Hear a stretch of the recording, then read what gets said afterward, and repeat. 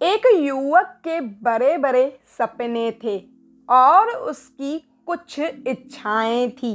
इच्छाएं अच्छी थी।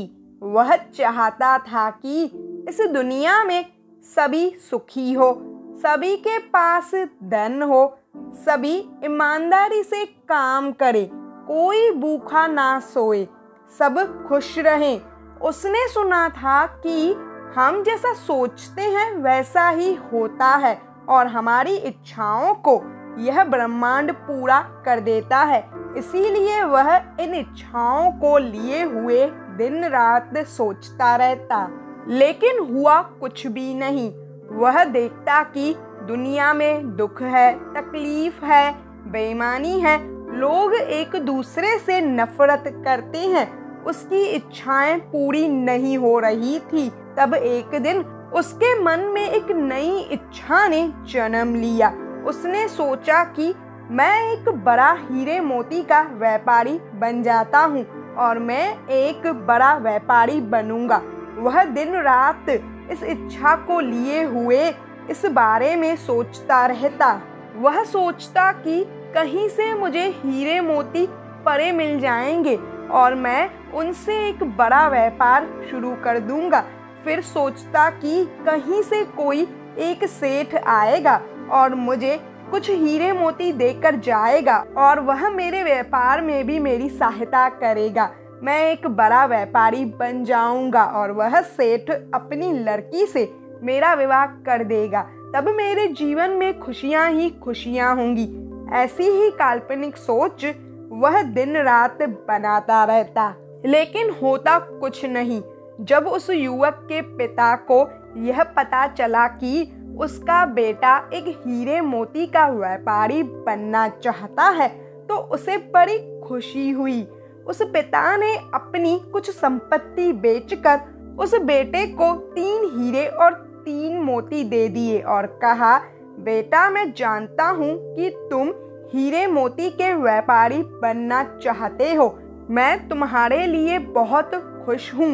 मैंने अपनी आधी संपत्ति बेच दी है और यह 3 हीरे और 3 मोती तुम्हारे लिए खरीदे हैं।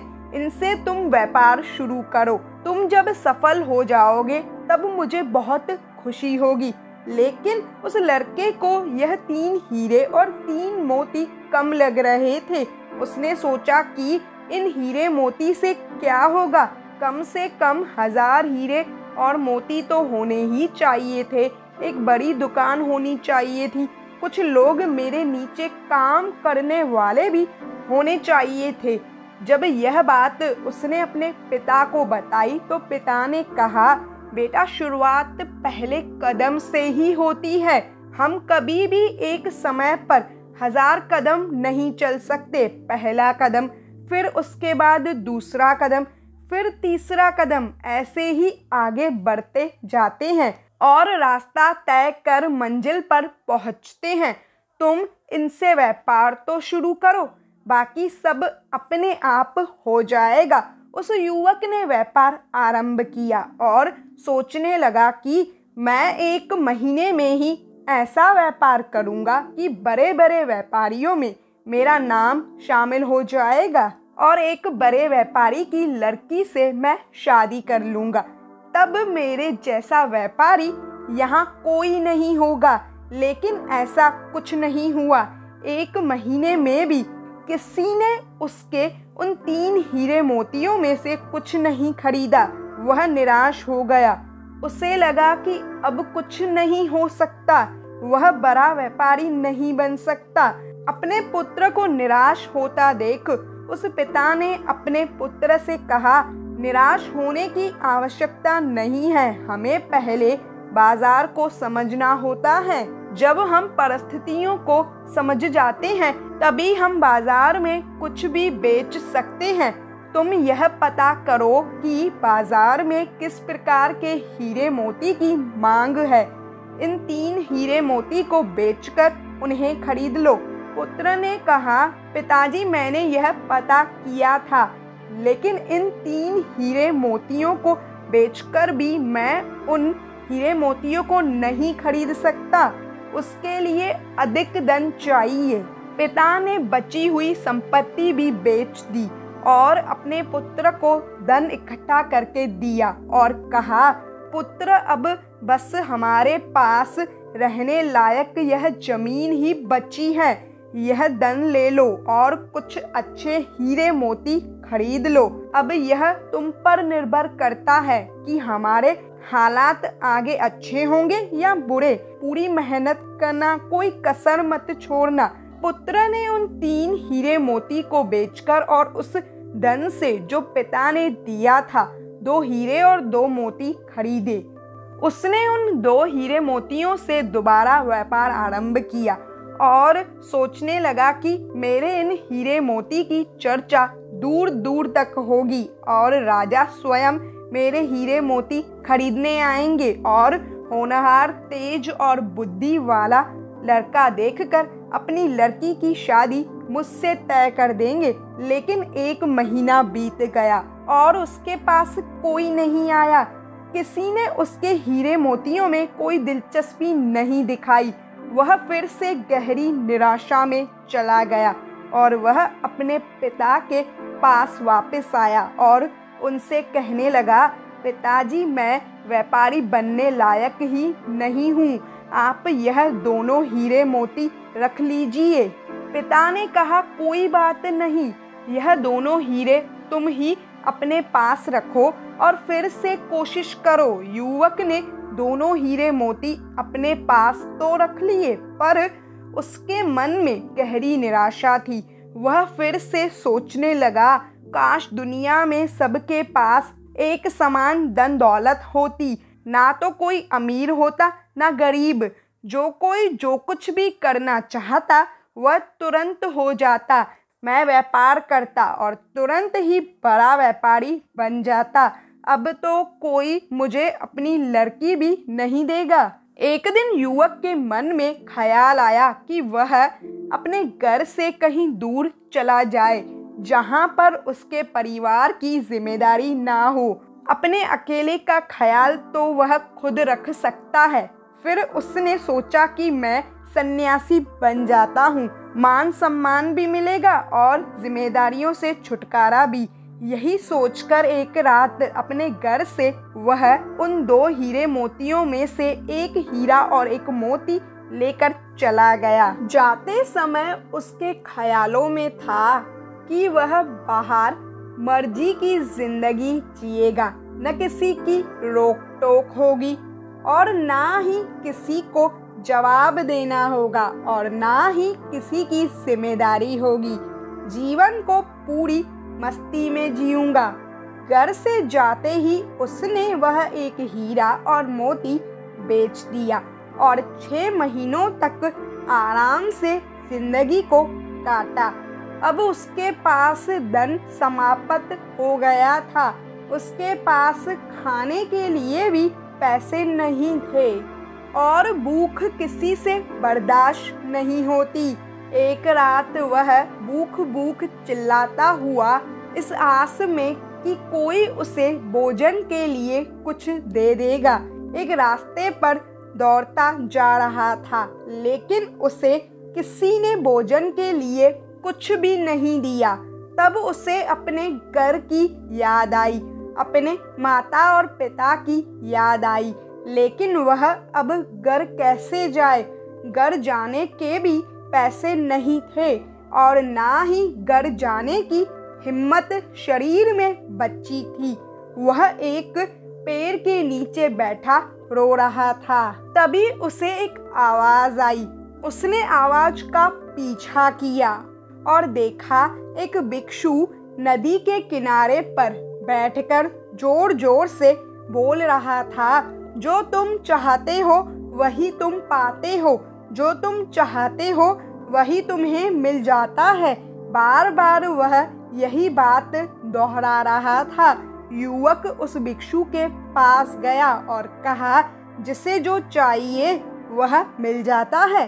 भिक्षु ने कहा, हाँ बिल्कुल, जिसे जो चाहिए वह उसे मिल जाता है, जो तुम चाहते हो वही पाते हो। युवक ने कहा, ऐसा कुछ भी नहीं है। मैंने अपनी जिंदगी में क्या कुछ नहीं चाहा। मगर मिला कुछ भी नहीं। भिक्षु ने कहा, तुमने अपनी जिंदगी में सपने देखे और तुम्हें सपने ही तो मिले हैं, सपनों की हकीकत नहीं जानते। आंखें खुलते ही सपने टूट जाते हैं और कुछ नहीं बचता। इसी प्रकार तुमने अपने सपनों को चाहा और वही तुम्हें मिले, सब टूट गए। सपने टूटने के लिए ही होते हैं। युवक ने कहा, तो क्या सपने देखना, कुछ चाहना गलत है? भिक्षु ने कहा, नहीं, सपने देखना गलत नहीं है, कुछ चाहना भी गलत नहीं है। सपने वही देखो जिन्हें तुम पूरा कर सकते हो। उसी चीज को चाहो जिसे तुम पा सकते हो, जिसके लिए तुम कर्म कर सकते हो, जिसके लिए तुम मेहनत कर सकते हो। सपना बड़ा हो, चाहत बड़ी हो तो कोई बात नहीं, लेकिन तुम में वह हिम्मत होनी चाहिए कि तुम उसे अपने अधिकार में ला सको। तुम्हारे भीतर उस चाहत, उस सपने के लिए शक नहीं होना चाहिए। युवक ने कहा, मैं ऐसा क्या करूं जो मैं चाहता हूं वह हो जाए? भिक्षु ने कहा, वास्तविकता में जियो, काल्पनिक सपनों की दुनिया से बाहर आ जाओ, अपने सामर्थ्य को पहचानो। तुम मुझे बताओ, तुम क्या चाहते हो? युवक ने कहा, मैं हीरे और मोती का एक बड़ा व्यापारी बनना चाहता हूँ। भिक्षु ने कहा, बस इतनी सी ही बात? यह काम तो बहुत ही आसान है और तुम बहुत आसानी से कर सकते हो। युवक ने कहा, आसानी से? पर कैसे? मैं तो यह करके देख चुका हूँ, हर बार असफल हुआ हूँ। भिक्षु ने कहा, मैं तुम्हें एक हीरा और एक मोती देता हूँ, इससे व्यापार आरंभ करो, सफलता अवश्य मिलेगी। अपना हाथ आगे करो। युवक ने अपना हाथ आगे कर दिया। भिक्षु ने उस युवक के हाथ पर कुछ रेत उठाकर रख दी और कहा, यह लो पहला हीरा। युवक ने कहा, कहाँ है हीरा? यह तो रेत है, आप मुझे पागल बना रहे हैं। भिक्षु ने कहा, यह रेत नहीं है, यह समय है और समय किसी के लिए नहीं रुकता। जैसे ही तुम अपना हाथ सीधा करते हो, यह नीचे गिर जाता है। समय ही वह हीरा है जिसका उपयोग करके तुम कुछ भी कर सकते हो। अनगिनत हीरे तुम बना सकते हो। समय जैसे हीरे को बर्बाद मत करना, इसका भरपूर उपयोग करना। जिसने इस हीरे का इस्तेमाल अपनी जिंदगी में नहीं किया, वह धूल में मिल गया है। युवक ने कहा, मैंने अपने व्यापार में समय का ही उपयोग किया था, मगर मुझे कुछ नहीं मिला। हमेशा समय का उपयोग करने से कुछ नहीं मिलता। भिक्षु ने कहा, इसके लिए मैं तुम्हें एक मोती देता हूँ। और भिक्षु ने उस युवक के हाथ पर एक कंकर रख दिया और कहा, यह वह मोती है जिसका उपयोग करके तुम अपने बुरे से बुरे समय में भी अपने सपने, अपनी चाहतों को पूरा कर सकते हो। युवक ने कहा, और यह क्या है? भिक्षु ने कहा, यह मोती धैर्य है, संयम है। अगर तुम समय रूपी हीरे से लाभ नहीं कमा पा रहे हो, तो तुम्हें मोती रूपी धैर्य का प्रयोग करना चाहिए। जब मानव समय और धैर्य का भरपूर उपयोग करता है, तब वह जो चाहता है वह पा सकता है। तुम एक बड़े व्यापारी भी बन सकते हो। इनका एक बार उपयोग करके देख लो। मैं तुम्हें विश्वास दिलाता हूँ, अवश्य ही जो तुम चाहते हो वही तुम्हें मिलेगा। युवक को बहुत भूख लग रही थी। भिक्षु ने अपनी झोली से कुछ भोजन उस युवक को खाने के लिए दिया, कुछ धन दिया और कहा, यह मेरे किसी काम का नहीं है, तुम्हारे काम का है। तुम इसका इस्तेमाल कर सकते हो। युवक उस धन के सहारे अपने घर वापस लौटा और उसने अपने माता पिता से माफी मांगी। पिता ने वह एक हीरा और मोती संभाल कर रखा था। युवक ने पिता से वह हीरा और मोती मांगा और फिर से व्यापार आरंभ किया। एक छोटा व्यापारी बनने में भी उसे 3 साल लग गए, लेकिन इस बार उसने समय के साथ धैर्य का इस्तेमाल किया था। लेकिन अगले 2 सालों में वह एक बहुत बड़ा व्यापारी बन गया और उसकी शादी भी हो गई, लेकिन एक गरीब घर की गरीब लड़की से, जो उसने खुद पसंद की थी, क्योंकि जिस पैसे के कारण पहले वह शादी करना चाहता था, अब वह पैसा तो उसके पास बहुत था। हम अपने जीवन में बहुत सी इच्छाएं कर लेते हैं, लेकिन उन्हें पूरा करने के लिए समय का उपयोग नहीं करते, या हमारी इच्छा कुछ ऐसी होती है जो हमारे अधिकार क्षेत्र से बहुत बाहर की होती है। इस दुनिया में सभी लोग ईमानदार हो जाए, उन्हें अपने अधिकार क्षेत्र में लेना आसान नहीं होता, लेकिन मुश्किल भी नहीं होता। जैसे अभी कोई कहे कि इस दुनिया के सभी लोग ईमानदार हो जाए, सुखी हो जाए, तो क्या ऐसा हो सकता है? बिल्कुल भी नहीं होगा। लेकिन कोई व्यक्ति इसके लिए प्रयास करता है और अपने प्रयासों से बहुत हद तक अपने सपनों को साकार कर सकता है। तथागत गौतम बुद्ध खुद इसका उदाहरण है। पूरी दुनिया सुख से रहे, यही उनका प्रयास था, और जो भी उनकी शरण में आए उसके दुख हमेशा के लिए समाप्त हो गए। इस दुनिया के बहुत बड़े हिस्से पर आज भी उनका प्रभाव है, और वह इसीलिए है क्योंकि उन्होंने अपने समय का भरपूर उपयोग किया और हमेशा धैर्य बनाए रखा। लेकिन हम कुछ सोचते हैं, उसके लिए प्रयास करते हैं, फिर हमें लगता है कि यह हमसे नहीं होने वाला और तुरंत ही उसे छोड़ देते हैं। तो फिर हमें लगता है कि हम अपने जीवन में कुछ नहीं कर सकते, लेकिन ऐसा नहीं है। जो आप चाहते हैं वह आपको अवश्य मिलता है। इसके लिए आपको अपने समय का भरपूर उपयोग करके धैर्य के साथ काम करना पड़ेगा।